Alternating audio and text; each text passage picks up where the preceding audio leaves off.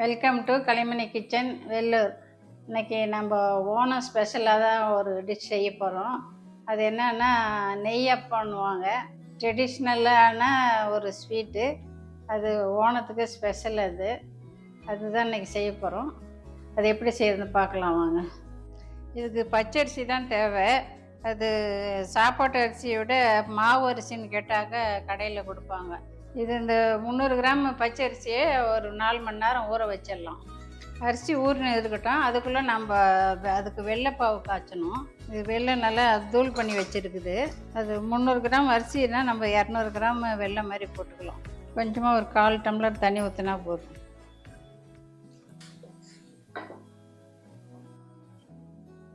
இது வெள்ளன்றனால நம்ம இது காய்ச்சி பாகு எடுத்து வடிகட்டி ஊற்றுறோம். இதே நம்ம நாட்டு சக்கரைனாக்கா அப்படியே அரிசியில் வெள்ளத்தை அப்படியே சேர்த்து அரைச்சிடலாம். போதும், கரைஞ்சா போதும், ஆஃப் பண்ணிடலாம். அரிசி இது 4 மணி நேரம் ஊறிடுச்சு. இது நல்லா 2-3 தடவை கழுவி சுத்தமாக எடுத்துக்கிச்சு. இப்போ நம்ம இது மிக்சியில் அரைக்கணும். அதனால தண்ணி இல்லாமல் எடுத்துக்கணும். தண்ணி இல்லாமல் எடுத்து வச்சுக்கிச்சு. இப்போ இதுலேயே நம்ம வெள்ளைப்பாவு காய்ச்சணும்ல, அதையும் இதில் வடிகட்டி சேர்த்துக்கலாம். கொஞ்சம் அரைச்சிட்டு அப்புறம் இன்னும் கொஞ்சம் சேர்த்துக்கலாம். இதை அரைச்சி எட்டுன்னு வரலாம். இப்போ கொஞ்சம் அரைச்சின்னு வந்துருக்குது, இன்னும் சரியாக மையில். இப்போ இன்னும் கொஞ்சம் வெள்ளைப்பாவு சேர்த்துக்கலாம். இந்த வெள்ளத்தை கூட நம்ம வாழைப்பழமும் சேர்த்து அரைக்கணும். அது கேரளாவிலலாம் நேந்திரம்பழம் போடுவாங்க. நம்ம பக்கம்லாம் நம்ம பூம்பழம் போடுவாங்க. இல்லை வாழைப்பழம் நல்லா கனிஞ்ச பழமாக 2 பழம் போட்டுக்கலாம். இதை இப்போ சேர்த்து அரைச்சி வந்துடலாம். மாவு வெல்லம் ஊற்றி அரைச்சி எட்டுன்னு வந்தாச்சு. வாழைப்பழம், வெல்லம், அரிசி எல்லாம் சேர்த்து அரைச்சிச்சு. இது ஒரு பவுலில் மாற்றிடலாம். இது மாவு கொஞ்சம் இருக்கட்டும். இப்போ நம்ம அதுக்கு தேங்காய் வேணும். தேங்காய் வந்து நெய்யில் வறுத்து நம்ம அதில் சேர்த்த போகிறோம். இதான் ஒரு சின்ன கப்பு அளவுக்கு தேங்காய் சின்ன சின்னதாக பொடி பொடியாக அறுத்து வச்சுருக்குது. அது நெய் ஊற்றி நம்ம வறுத்து சேர்த்துக்கலாம். அப்படியே போடலாம். ஆனால் நெய்யில் வறுத்து போடும்போது நல்லா கிறிஸ்பியாக இருக்கும், வாசனையாக இருக்கும்.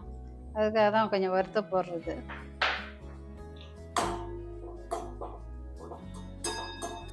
இதில் வேணால் நட்ஸு கூட போடலாம். முந்திரி, திராட்சை கூட சேர்த்து வறுத்து போடலாம். இது வறுபட்டுருச்சு, போதும், எடுத்துடலாம்.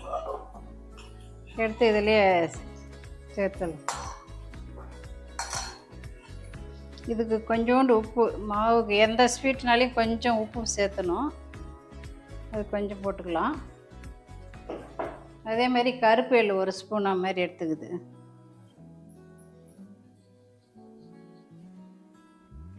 இது சுக்கு, இது ஏலக்காய், இது சூடு பண்ணி தூள் பண்ணி வச்சுருக்குது. அது சேர்த்தணும். இதுதான் சுக்கை தூள் பண்ணி வச்சுருக்குறோம் நம்ம. அது கொஞ்சம் போட்டுக்கலாம். இப்போ ஏலக்காய் தூள் போட்டு எல்லாம் கலந்து விட்டுடலாம். இது அரைச்சி 1 மணி நேரம் இல்லைனா 2 மணி நேரம் கொஞ்சம் லேசாக புளிக்க வைக்கணும். அதுக்கு இப்போ நம்ம டைம் இல்லைன்றதுனால கொஞ்சமாக சோடா மாவு, இட்லி தோசைக்கெல்லாம் போடுவோம் இல்லை, அந்த சோடா மாவு கொஞ்சமாக சேர்த்துக்கலாம். நம்ம டைம் முதல்ல நாள் அரைச்சி வச்சுருந்தோம்னா அப்படியே கொஞ்சம் புளிக்க வச்சு ஊற்றிக்கலாம். இப்போ சும்மா கொஞ்சமாக. அதுதான் ரெடி, மாவு ரெடி ஆகிடுச்சு. குழிப்பணியாரக்கல் எடுத்து வச்சுருக்குறோம். இதில் தான் நம்ம செய்யணும். அப்படி இது செய்ய விருப்பம் இல்லைன்னா நம்ம பானாலில் எண்ணெய் ஊற்றி ஒவ்வொரு கரண்டியாக ஊற்றி ஊற்றி எடுக்கலாம். அந்த மாதிரியும் பண்ணலாம். இது நெய் அப்போன்னா நெய்யிலே சுடுறது தான் இது. அப்படி உங்களுக்கு நெய் பிடிக்கலன்னா தேங்காய் எண்ணெய் கூட ஊற்றி செய்யலாம். ஆனால் கல்லெண்ணெய்லாம் ஊற்றி செஞ்சால் நல்லா இருக்காது. பாதி வரைக்கும் நெய் தான் ஊற்றணும், வந்துடும். இப்போ சூடு ஏறினோன்னா நம்ம மாவு ஒவ்வொரு குழியாக ஊற்ற வேண்டியது தான்.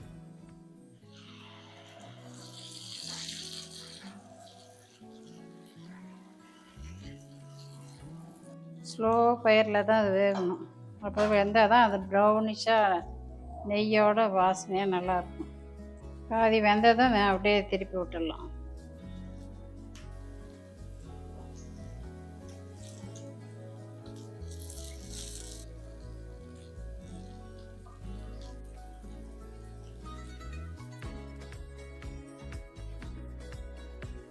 இந்த கலர் வரணும். எல்லாம் எல்லாம் வெந்துருச்சு. இப்போ எடுத்துடலாம். நெய் அப்பம் ரெடி ஆயிடுச்சு. இது கேரளா ஸ்பெஷல். இது பச்சரிசி வாழைப்பழம் போட்டு செஞ்சுருக்குறோம். இதே கோதுமை மாவுலேயும் செய்யலாம், அப்புறம் உளுத்தம்பருப்பு சேர்த்தி செய்யலாம், அப்புறம் நிறைய வெரைட்டி செய்யலாம். இந்த குழிப்பணியார கல்லில் ஊற்றியும் பண்ணலாம், இல்லை எண்ணெயில் ஊற்றி கூட செய்யலாம். நிறைய வெரைட்டி இருக்குது. ஆனால் இது கேரளாவில் இந்த மாதிரி தான் செய்கிறாங்க. ஓணம் கொண்டாடுற எல்லாருக்கும் என்னுடைய வாழ்த்துக்களை தெரிவிச்சுக்கிறேன். நீங்களும் இதுமாரி செஞ்சு ஓணத்தை செலிப்ரேட் பண்ணுங்கள். இன்னொரு வீடியோவில் பார்க்கலாம். பை.